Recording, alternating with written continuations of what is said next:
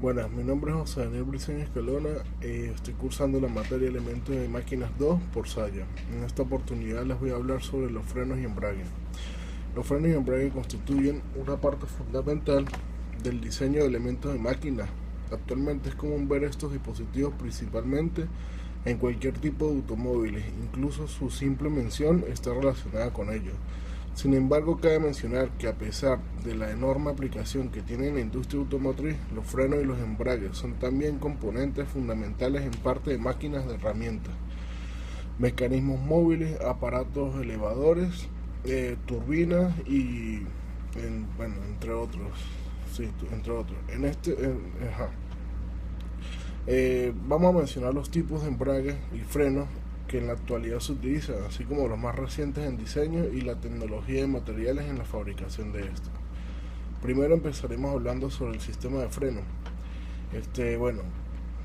Freno se le llama a todo dispositivo capaz de modificar el estado de movimiento de un sistema mecánico mediante fricción, pudiendo incluso detenerlo completamente, absorbiendo la energía cinética de sus componentes y transformándola en energía térmica.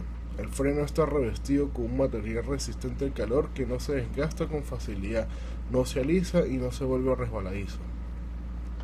Su clasificación general varía dependiendo entre si es de adherencia o sin adherencia. Primero hablaremos con la clasificación en base a que sean de adherencia. Entre esos están los clásicos. Primero hablaremos del frenado con zapata. Este dispositivo está constituido por una zapata que se obliga a entrar en contacto con un cilindro solidario al eje cuya velocidad se pretende controlar. La zapata se construye de forma tal que su superficie útil, recubierta de un material de fricción, calza perfectamente sobre el tambor.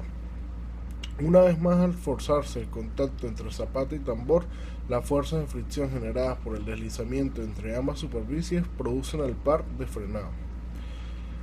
Después de este tipo de zapata, los frenos de zapata, que son bloques de madera o metal que presiona contra la llanta de una rueda mediante un sistema de palanca. Existen dos tipos que son de fundición y compuesta. Algunas configuraciones frecuentes de los frenos de zapata son las siguientes, que son los frenos de zapata de expansión interna o de tambor, que estos son los frenos de tambor que tienen dos zapatas semicirculares que presionan contra la superficie interna de un tambor metálico que gira con la rueda. Las zapatas están montadas en un plato de anclaje. Este plato está sujeto en la funda del eje trasero en la suspensión para que no gire. Cuando el conductor pisa el pedal del freno, la presión hidráulica aumenta en el cilindro maestro y pasa a cada cilindro de rueda.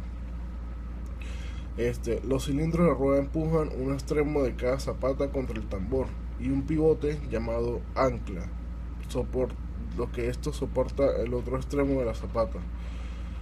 En el ancla generalmente hay un ajustador de freno.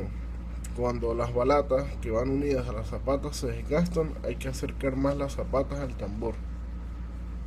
A continuación seguiremos hablando de lo que es el frenado con disco.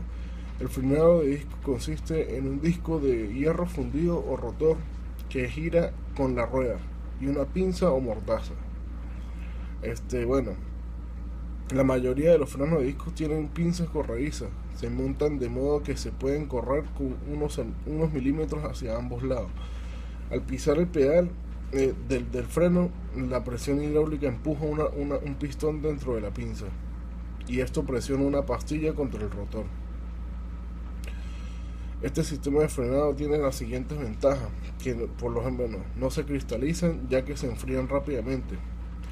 También está que cuando el rotor se calienta y se dilata, se hace más grueso, aumentando la presión contra las pastillas. Tiene un mejor frenado en condiciones adversas. Y también tenemos las desventajas de ellas, de los frenos de disco, que comparados con los de tambor son los que no tienen la llamada acción de servo o de aumento de potencia. Continuamos hablando con lo que es el freno de cinta. Posiblemente es el dispositivo de freno más sencillo de concebir. Es el llamado freno de cinta o freno de banda, el cual consiste fundamentalmente de una cinta flexible estacionaria que se tensa alrededor de un cilindro solidario al eje cuya velocidad se pretende modificar. La fricción existe entre la cinta y el tambor es responsable de la acción del frenado. Ok, para continuar, dentro de los diferentes tipos de freno también tenemos lo que son frenos de motor, que dentro de estos tipos de frenos de motor nos encontramos con el electrodinámico, cuyo fundamento es hacer que el motor trabaje como generador. Solo se aplican a ejes motores. Aparte de este tenemos los rheostáticos, que de gran aplicación en locomotoras eléctricas. Este se basa en que la inercia del motor, una vez desconectado de la red, hace que este siga girando, pasando a funcionar como generador, y de este modo la energía mecánica acumulada se va disipando en unas resistencias en forma de energía eléctrica. También tenemos los frenos de recuperación, basados en lo de motor, que se basa en conseguir transformar la energía cinética del tren en energía eléctrica, reenviándola a la red. Como último tenemos los frenos hidráulicos, que estos comprenden de un rotor calado en el árbol de la máquina que se ensaya y que gira bañado en agua en el interior de un estator solidario de una palanca cuyo extremo puede actuar sobre el platillo de una báscula o ser cargado con peso. Como segundo punto dentro del sistema de frenos tenemos los que ya son sin adherencia. Hay otros sistemas de frenos más importantes, que tales como son, dentro de los mismos sin adherencia, como son el patín electromagnético flotante, que debido a su gran desgaste solamente se utiliza como freno de urgencia. Están los frenos de Foucault, basados en crear corrientes parásitas que a su vez crean esfuerzos de frenado. Están los frenos aerodinámicos, que en un avión en vuelo disminuyen rápidamente la velocidad por un fuerte aumento de la resistencia al avance, dispuestos en las alas o a lo largo del fuselaje. Están constituidos por elementos móviles que se pueden levantar en el aumento deseado. También encontramos los frenos neumáticos, que su funcionamiento se basa en que el esfuerzo de frenado aplicado por las zapatas o discos provienen indirectamente del hecho de mover el pistón de un cilindro.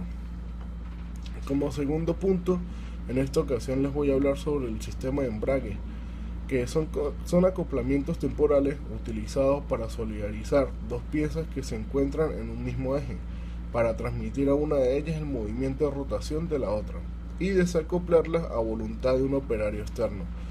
Cuando se desea modificar el movimiento de una sin necesidad de parar la otra, se halla siempre intercalado entre un motor mecánico o térmico y el órgano de utilización.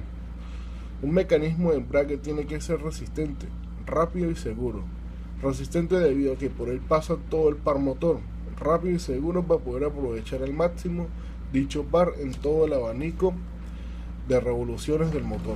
Para continuar con lo que es el sistema de embragues, vamos a tocar el tema de lo que son la clasificación. En esto vamos a conseguir los embragues dentados, que están caracterizados porque la conexión entre los ejes conductor y el conducido se logra mediante dos miembros dentados que giran solidariamente con cada eje, de manera que los dientes de uno calcen en los huecos del otro. Existen dos tipos comunes de embragues de dientes cuadrados y de dientes en espiral. El segundo es capaz de transmitir momento y en consecuencia movimientos en dos sentidos, mientras que el primero en un solo sentido. Como segundo tenemos los embragues de fricción, que son aquellos caracterizados porque el mecanismo de transmisión de movimiento y en consecuencia de potencia se logra mediante el contacto entre dos superficies rugosas, una solidaria al eje conductor, la otra al conducido. Existen dos configuraciones comunes en los embragues de fricción, que son los embragues de disco y los cónicos. En el primero, que son los de disco, la superficie de contacto entre los ejes a acoplarse corresponden a sendos anillos circulares. Y en el segundo, que sería el cónico, la acción de contacto entre los ejes conductor y conducido se logra a través de un par de superficies cónicas rugosas. Como tercero tenemos los embragues unidireccionales, que son aquellos embragues diseñados para transmitir movimiento y consecuentemente potencia, cuando el eje conductor gira en un solo sentido. También tenemos como cuarto el embrague centrífugo, que consiste en un cierto número de zapatas distribuidas simétricamente en capacidad de deslizar radialmente a lo largo de guías solidarias al eje conductor y así entrar en contacto con la cara interior de un tambor. Como quinto tenemos los embragues automáticos, que el automatismo de este tipo de embrague no radica en su principio de funcionamiento, sino en el sistema de mando, que es normalmente electromagnético o neumático. Aparte de los embragues automáticos, podemos conseguir como último el embrague neumático, que utiliza la depresión creada en el tubo de admisión del motor debido al descenso del pistón en el cilindro. Esta depresión se comunica a un cilindro adicional por medición de una válvula solidaria del pedal del acelerador. Cuando se levanta este último, la válvula se abre y la depresión acciona el mando del embrague, realizando el desembrague.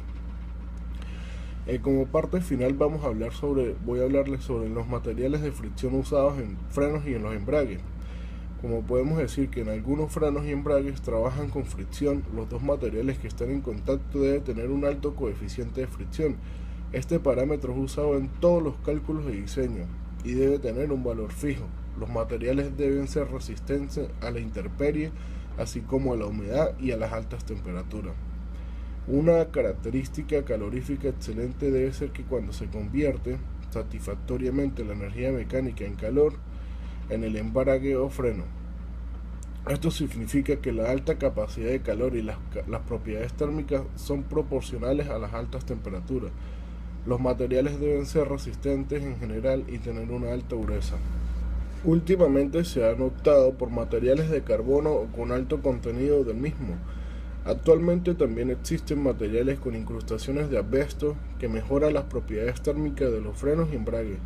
También se ha optado por materiales de aleación como el tungsteno y el vanadio, aunque son muy caros, por eso las aleaciones con alto contenido de carbono son por lo general las más viables. Algunos de los materiales típicamente usados en la fabricación de frenos y embragues son de los que contienen altos contenidos de carbono, porque son los más económicos y esos son los que se están utilizando. Esto es todo por hoy. Gracias.